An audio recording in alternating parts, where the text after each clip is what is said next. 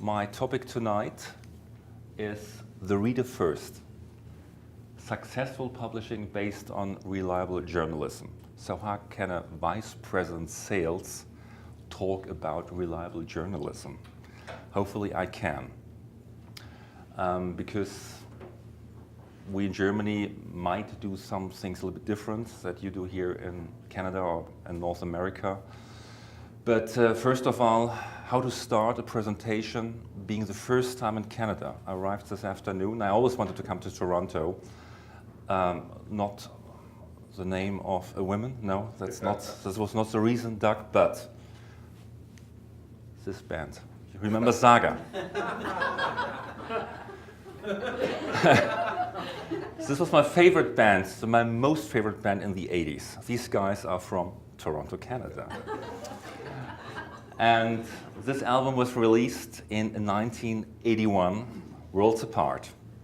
And when I prepared my presentation, I asked myself several times, so how are the German and the Canadian magazine markets, are they worlds apart or are they close together or what is it? From what I've heard so far this evening, this night, I'm quite sure both worlds are not worlds apart, but very, very close together, especially in these days. But let's stay a little bit longer in the glory 80s. I started working in the publishing industry in 1989, and most of my now 26 years, I worked in the advertising departments of some publishing companies. And how was it? How was it working in a publishing company in the 80s or in the 90s?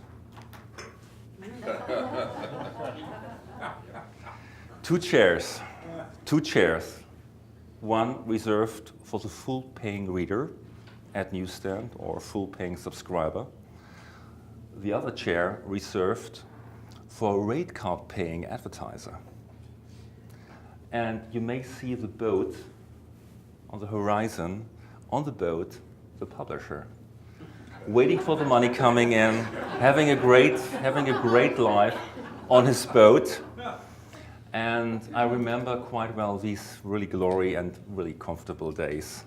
And we all, or most of us, had a really good time. But times are changing. So how is the situation today? The publisher is still on the boat. But make no mistake, we all know the sea is not blue, it's white. And some ships went down, and a lot of ships in Europe and Germany and North America lost a lot of crewmen in the past 5 to 10 years. We all know this. So that's a situation that we have to face. This is a challenge, and I'm quite sure that you have to face similar challenges like we do have to face in Germany. But first of all, who are we? The company I'm representing tonight. I'm working for this company since 2006. This building is a real building. It's our headquarters in Hanover, Germany. Hanover, Germany is up in the north of Germany, and our company was founded back just after the Second World War in 1949 by heise. And the name of the company, Heise, it's still the name of the family. Now the company has been running by the third generation, Ansgar Heise. It's still a 100% family-owned business. No investors, no banks, no other publishing companies are inside our company, and this makes life many, many times much easier, because I worked also for a Dutch publisher, a public company, VNU. They bought Nielsen back in 2000, and we just had a chat over beer this evening. And when you have investors or analysts or shareholders in a publishing company, it can be a good life, but also can be really nasty. So we are lucky to be a family-owned business. The number of employees at the moment is over 500 people. And it's funny to say, because our company started not in the magazine publishing business, but in Yellow Pages, in the directory business. And from the late 40s till the early 80s, we had no magazines. but we had a really good turnover and a great profit because Yellow Pages in those days were a cash machine. We started magazine publishing in the early 80s with our flagship magazine, which I will show you in a second. And so the total turnover of the whole company today is around 165 million Canadian dollars.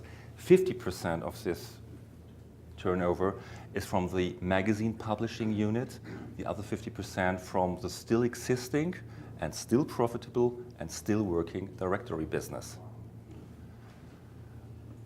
Our key markets, that's what Doug said, ICT and technology, and our premium brands, CT, and CT stands for computer technology. Whenever I'm in the US, people coming to me, oh, CT, is this Connecticut? I said, no, I'm sorry, no, it's computer technology. IX, it's a very, very focused B2B, let's say hardcore tech magazine. Technology Review, which is a license from the MIT in Boston. And of course, our premium online brand, it's called Heise Online. And now you will see some really, really old-fashioned statements, our philosophy. And this is not a presentation, it's really the reality. We believe in free speech. We believe in a critical press and clear separation of content and advertising. I will give you one example that happened yesterday when I was in Hanover. We relaunched a website for an event. The event format is called IT Security Roadshow, and the content is generated by the editorial team, not by the advertising team or advertising sales team. And on the homepage of this website was not only the content and the program and the agenda of the roadshow, but also a link. If you want to be a sponsor, please give us a call or send us an email. The responsible editor gave us a call. Can we remove this sponsor thing from the website? I said, what? Yeah, this has nothing to do with my roadshow. This is not editorial stuff, so can we please remove the sponsor link? I said, come on, you're kidding. But he was really serious about that. And it took me 30 minutes to discuss why we need this link on the website to attract some sponsors. This is what we face. Sounds really old-fashioned, I know, but it's fact. And all brands are focused on the needs of the reader. Why? I will show you also a little bit later. And all brands have to give a real value to our readers. That's why we believe in the reader first. And the reliability and editorial quality of our brands is a key promise. And this is not just a statement, it's a truth. And our company is very well known for this. This has a lot of advantages, sometimes some disadvantages, because we cannot do everything what others might do, especially when it comes to topics like data security or lead gen business and so on. But we live from the reader, because 65% of our turnover from the publishing unit is from the reader, circulation revenue, not advertising revenue. And only 35% of our turnover is from the advertiser. So what do we have? We have print magazines. Our flagship magazine, called CT, launched in 1983. They started with 4 editors. 3 of them are still on board. The editor-in-chief went into pension when he retired. He retired last year, but he's still sometimes in the building teaching younger editors how to do the job. 80 full employed editors today. 80 full employed, no freelancers, full employed. And they have really nice contracts. We have a really strong union for journalists in Germany, so there's an automatic salary increase year by year. And you have to accept it. Otherwise, you can quit the participation in the union, but then some editors think, oh, okay, let's go on strike. It's a little bit the old world. And CT is a bi-weekly since 1997. 1997 was the glory days of IT, ICT publishing, when so many new companies came into the market. And The old joke was, in those days, do we have enough paper in the fax machine to get all the advertising orders? Till today, the average book size is 200 pages and more, because the editorial team is saying we really want to give a real value to our readers. We really want to give some content, pure good content. And so the copy price of each issue is €4.20, which is around $6 Canadian. And the annual subscription price is near to 100 euros, which is around 136 Canadian dollars. And there is a big difference between the, let's say, German subscription price and the North American subscription price, because we only can give 15%, 15% discount on an annual subscription. We're not allowed by law to give more. We cannot give 40, 50, 60, 70% discount, which is a great business model for us, by the way, because when we have to compensate losses, for example, in the advertising area, what are we doing? We can increase the copy price, let's say by 10 or by 20 euro cents. And we do have, and you will see these figures in a second, also spin-offs and line extensions where we get additional subscription revenues. And that's what I said a minute ago over dinner. 2014 was the year with the most print subscriptions we ever had. Why? Why? Because we have a really stable CT subscription level, which is 230,000 full paid subscriptions, plus a lot of line extensions. Let me highlight Mac and I, of course, a Mac magazine, digital photography, CT hacks, and many, many other line extensions. And it's always funny when we launch new line extensions. Normally, in a publishing company, you go to the editorial team and say, okay guys, I need some money. Can you produce some additional special issues? No, we have so much work. Please don't discuss, do it. In our house, it's, okay, we can do it, but I need 5 more people. We have to hire five more editors. And normally this is going through. But the success is really proving this philosophy that really well-made and produced print specials and line extensions are working out at newsstand and for subscribers. And when we launch new magazines, this is really important. How do we package and price them? We package them high quality paper, and I have some examples with me tonight. High quality paper, 140 to 180 pages, and a copy price at least close to 10 euros.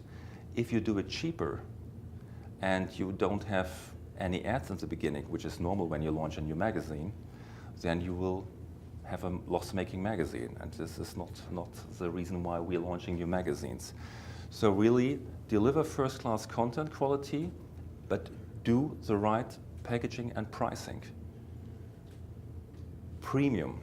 Also, when I showed the Saga album at the beginning of my presentation, that's what we had this evening at the bar. Albums, records, premium product now. And that's what I read some weeks ago. I think record sales in the US, old vinyl record sales were as high as 10 years ago. So think what you have and package it in the right way. Just a quick step to online, Heise Online, which is our major online brand. This website was launched in 1997, and this is my daily work to sell ads for Heise Online and to find new advertisers and new formats. It's a web portal for all our brands. Our print magazines, they don't have an own website. They have an own website, but embedded into Heise Online. And Heise Online is having approximately 5 million unique users and 30 million visits per month. And also our online content is unique. We normally don't have any print content being shifted to the website. Due to this, we have an excellent lifetime preview. One visit generates 5 page impressions, so the stickiness is there. And you need stickiness on your website to make more money out of it. And not necessarily display advertising money, but when it comes to, let's say, affiliate programs, when it comes to transaction business, stickiness on a website is really, really important. And of course, our users, they love to comment the editorial articles. When nobody heard of user-generated content, we launched in the late 90s the heise online forums, which is user-generated content because every reader can comment every article. And these forums are famous and infamous. Why infamous? Because our readers, a lot of them are nerds. They love to comment everything, sometimes in a very, very, let's say, nasty way. And some lawyers from the industry, from big companies, they love then to write us or send us nice letters saying, we're going to sue you. And we have our own internal legal department, and we know why. So it's not always easy, but I am told you that we do have around 150 million page impressions a month, desktop traffic. Nearly 50 million page impressions only generated through forums. And of course, heise Online in these days is available for desktop, mobile-enabled website, and iOS and Android app. What else? Now, the German magazine market. What you see here is the picture or the image is a very, very typical newsstand in Germany. It's packed, it's really packed with magazines, and nearly every week a new special interest magazine is coming into the market. A lot of yellow press magazines, celebrity magazines. It's a tough competition. And besides these 1,300 special interest magazines, we do have around 3,000 pure B2B magazines in Germany. There's not only one topic where you not have at least 3 or 4 magazines about these topics, from flying saucers to what is this? Very small trains on your plate. Yes, toy trains. It's unbelievable, and all these magazines for 80 million people in Germany. So it's really a really tough competition. But on the other hand, most of them are still around, and I think most of them are still making money. But coming back to the tech industry, what do we see there, and what have we seen in the past 10 years? This is also a fact, the development of the hard sold circulation. And what do I mean with hard sold circulation? In Germany, we have an institution like the ABC, in North America, our institution is called IVW. And the hard sold circulation is newsstand plus subscriber. No special sales on trade shows, no airline copies, no membership subscriptions, really pure hard sold circulation. And this is our segment, the tech segment. Most of them are a mix of B2C and B2B magazines. Computer Bild, for example, a major brand from one of the biggest publishers in Germany. They came down in the past years from nearly 700,000 to 300,000 sold copies. In the glory days, early millennium, they sold more than 1.3 million copies. And that's also bi-weekly. CT, that's what I said before, is doing relatively stable. Our best ever peak was around 400,000 sold copies.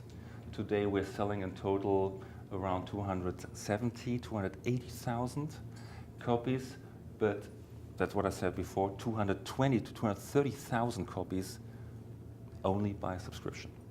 And this is really our key asset, to keep our subscribers, to generate new subscribers, and to give them the best value they can get for their money. Also the other ones like Chip and PC Welt, which is a German version of PC World from IDG here in the US. PC Magazine, both of them monthly magazines in their best days, over 500,000 sold copies, came down to 100,000, 150,000. So it's a really tough market because our readers, the tech readers, know exactly what to do. They know exactly how to use, in our days, a smartphone, and they don't need so much information in this way, or in the easy ways, like they consumed and bought 5 or 10 years ago.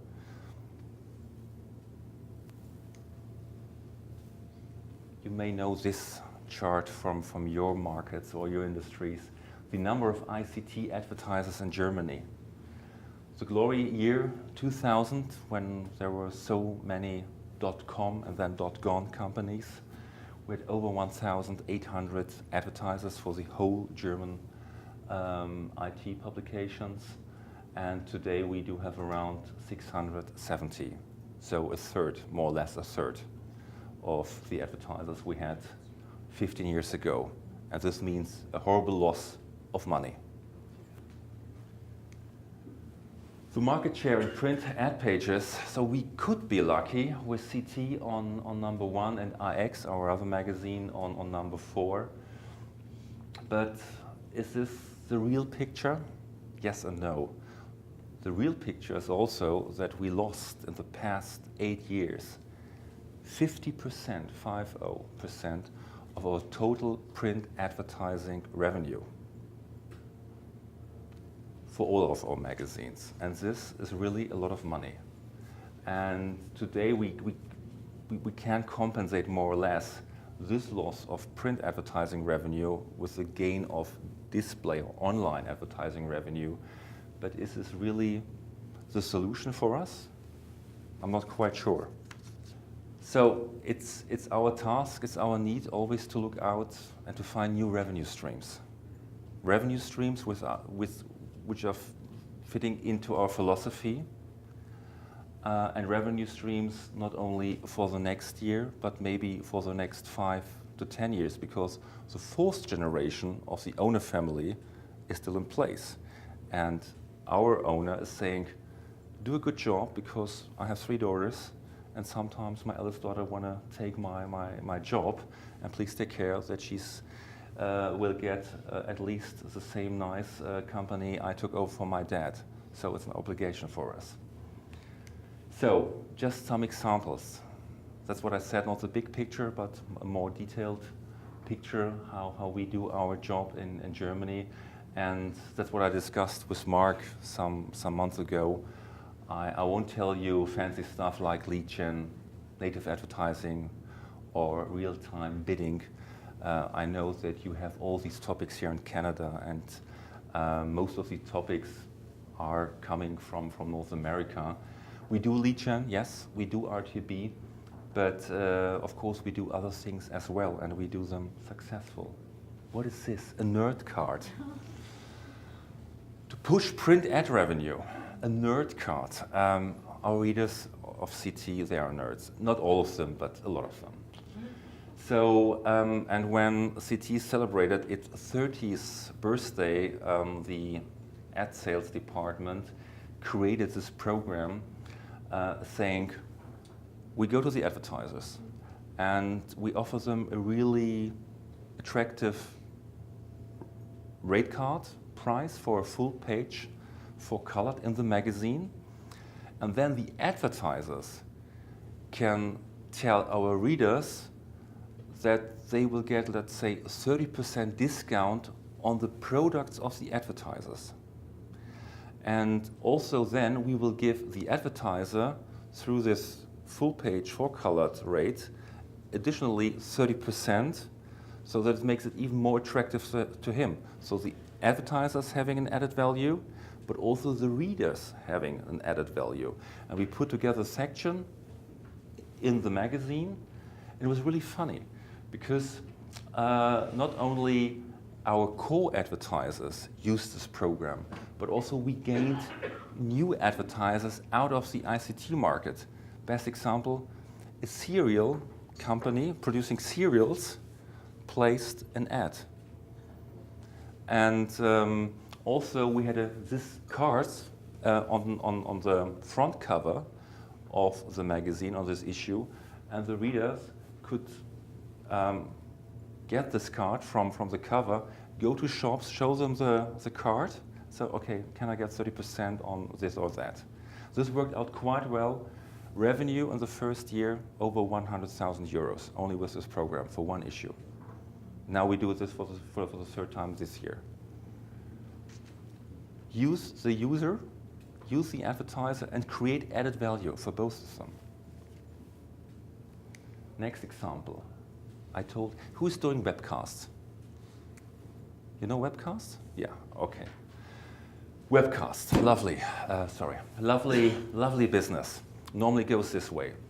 An agency or an advertiser coming to you saying, oh, guys, we want to generate leads, we have to generate leads.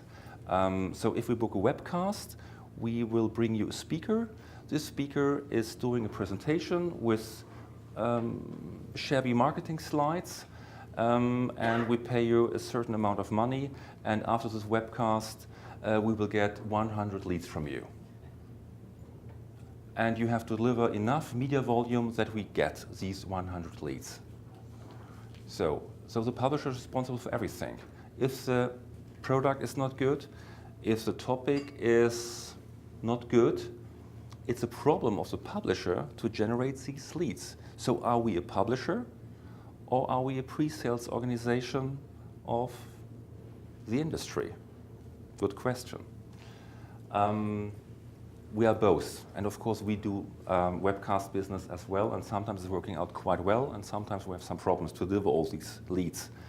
And if you then have to hire a call center, calling people and asking for leads, then do a P&L on this webcast. Is this a profitable business for you as a publisher? I don't think so. So, but coming back to the reader, we said, okay, we have great readers, and readers love to pay for premium content. So let's do not a webcast, but let's do an editorial webinar. Saying a guy from the editorial team is looking for the right topic, an interesting topic for the readers. Then we inform our readers through the website, through our newsletters. Look, we do a webcast, webinar. The topic is email security.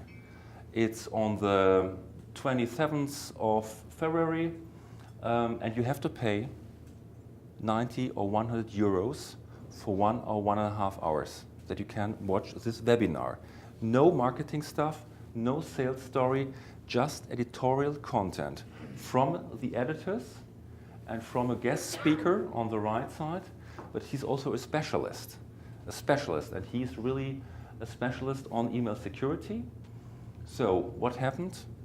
We had nearly 300 readers paying 100 euros each to watch this webinar. Plus, and there is one opportunity for a sponsor like HP in this case. HP is paying some money, but they only have a logo presence, not more, no leads, nothing.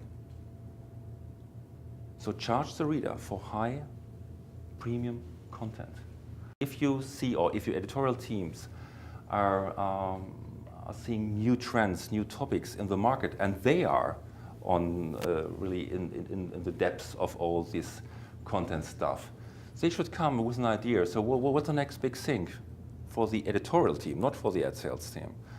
And then they can create a webinar.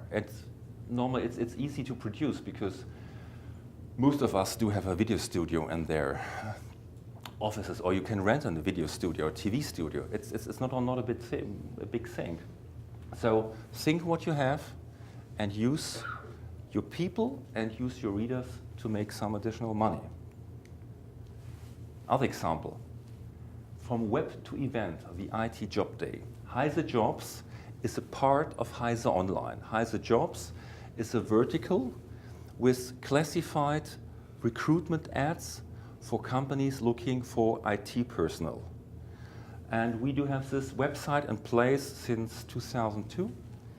And we do have around 1,500 recruitment classified ads in this vertical channel.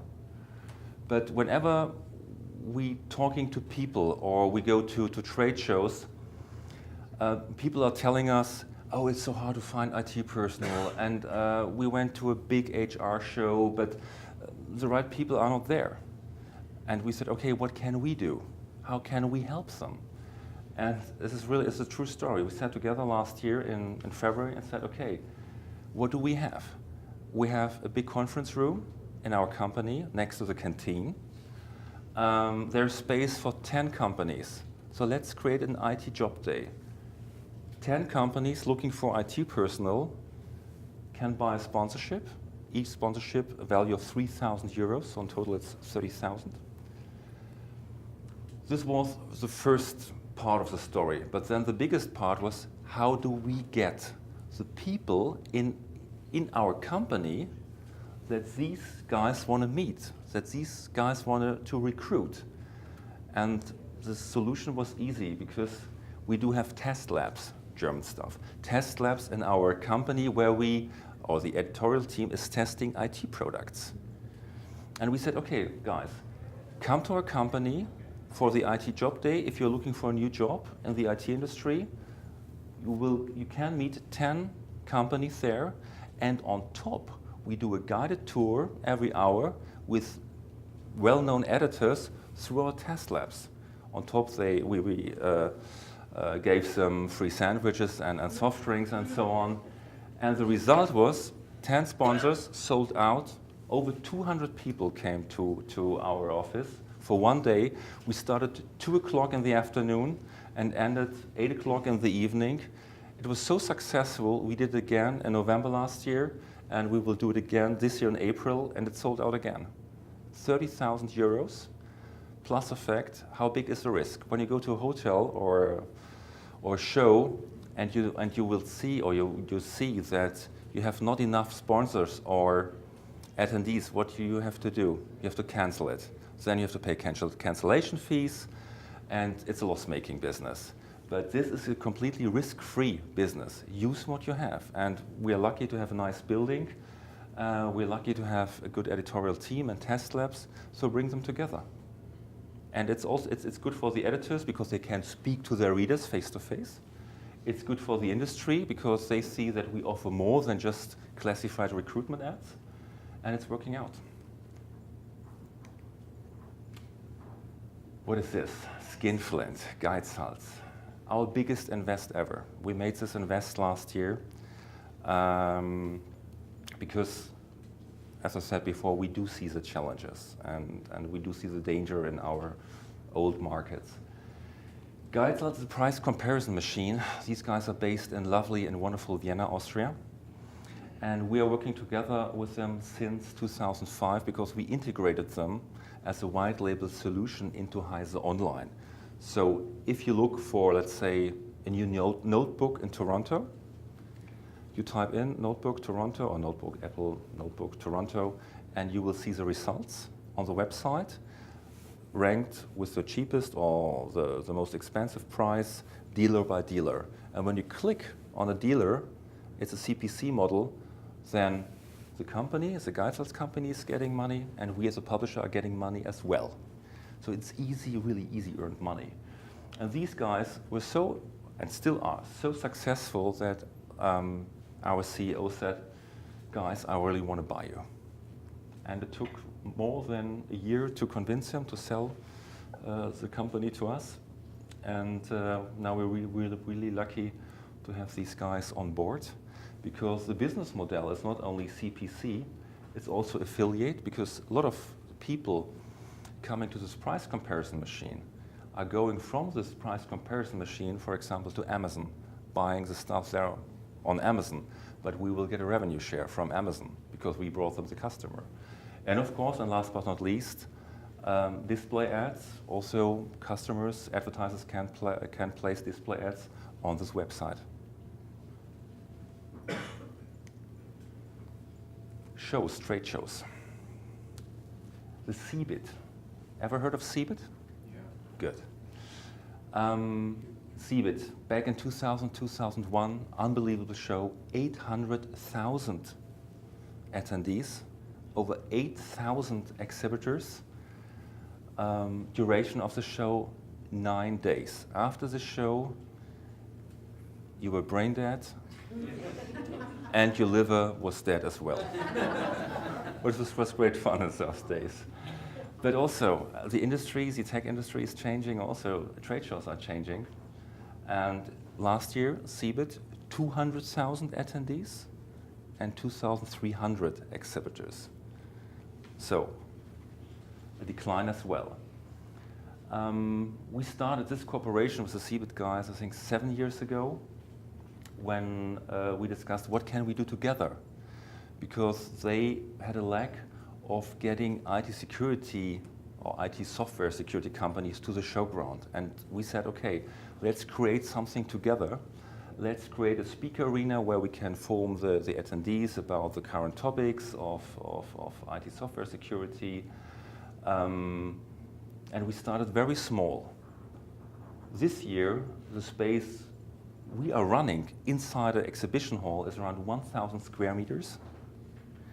And we offer IT security companies a full all-inclusive package saying, look guys, if you cannot afford a full double floor booth on the show, you can come to us and we offer you an all-inclusive package including a counter, including a TFT monitor, including catering for you, your staff and your customers, and you have to pay a decent price for this, but at least it's still cheaper booking from us or with us than going to the trade show organization. And the trade show organization knows this very well. It's a corporation.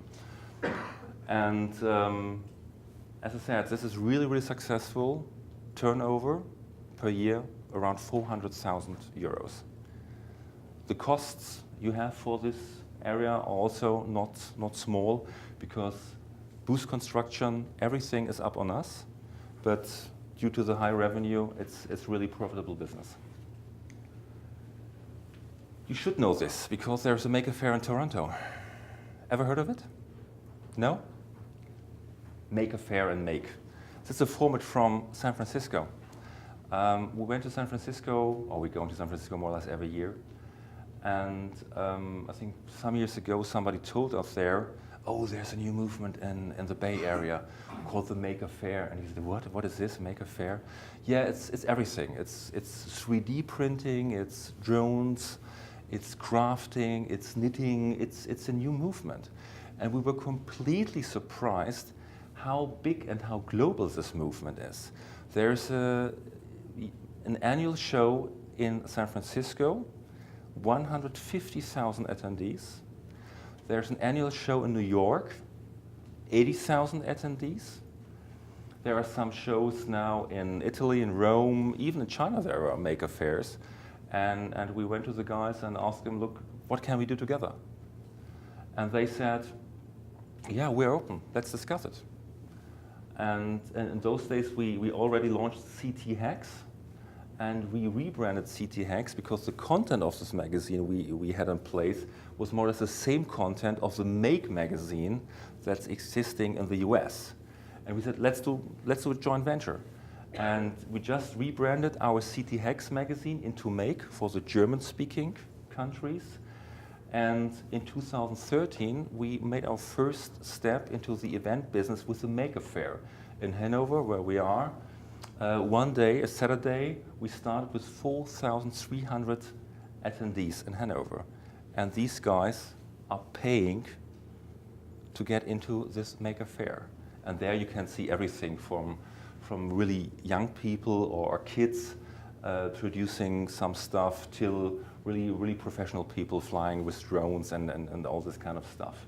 And of course, there are a lot of sponsors who want to just enter this market, because why? It's great to address young people. It's also a great hub for us to address young people, maybe to get people for our company. And it's a lot about doing. It's not necessarily ICT only, but it's creating new things. And we continued this Maker Faire format last year in 2014, Saturday and Sunday, nearly 9,000 attendees. And this year we will do it in Hanover and in our hotspot capital, Berlin, in October, because we really see that's a big market there. So, but what do we have to face?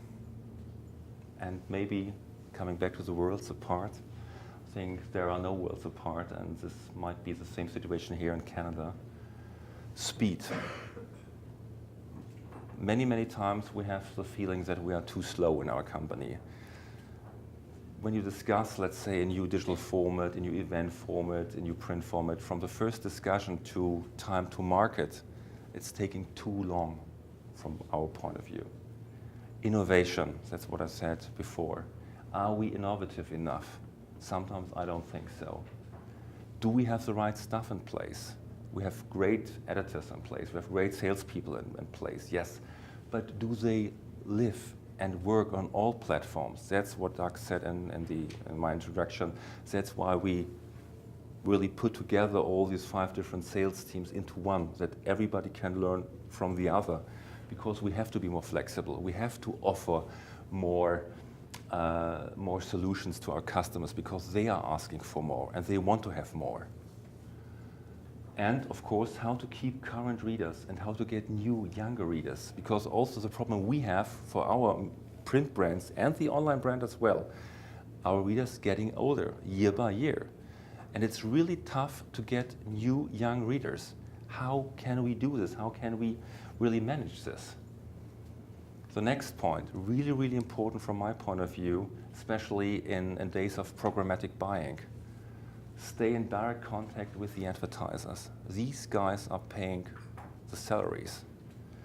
Don't give away this contact to DSPs, SSPs, to other companies. And when you talk to an advertiser, you can talk about everything. And also what we had this evening before, when you start as a young salesperson in a company, in a publishing company, you grew up with these guys, starting as a junior marketing manager. Maybe 10 years later, they are marketing directors or CEOs. Never ever give away the direct contact to your readers and the advertisers. Because in our days, there are so many new companies between the advertiser, the old media agency, and the publisher. So many companies in between that really want to get out the money for themselves. And of course, compete successful against Google, Facebook, LinkedIn, a really tough task. Because also there, what I said before, these guys did and are still doing a really good and clever job. They have so much more money than we all have together. They have a technology in place, invented 15 years ago, invented day by day, with so many stuff all over the world, with mechanisms we never understand. But what do we have? We have the trust, we have a brand. These are sometimes nameless. Have you ever tried to get a call or to reach somebody from Facebook by phone? No? Try it. And I think there's a chance. And also tell the people it's not all about KPIs. I know it's a tough challenge as well. It's not about RTB. Heise Online, that's what I showed you before. We still make 65% of the total revenue of Heise Online with old-fashioned display ads for desktop traffic, and only 11% through RTB. RTB is increasing, yes, but our focus is still on display ads. And last but not least, work together, not alone. I know, and I know this very well from Germany, we are all competitors. And I know these executive meetings or annual meetings, nice conversation, nice drinking, nice speeches, but when you are back in your office, no, we cannot work together with them, they're competitors. But also I think be open and try to find really synergies, try to find new formats, new whatever, because alone it's getting harder and harder, I tell you. And last but not least, the future, another nice picture. and I love this phrase, saying, the darkest hour is the hour before the sunset. So I think there's a future for magazine publishing, for our industry, absolutely. But we have to fight for it. But I'm really confident that we can make it. Thank you and merci bien.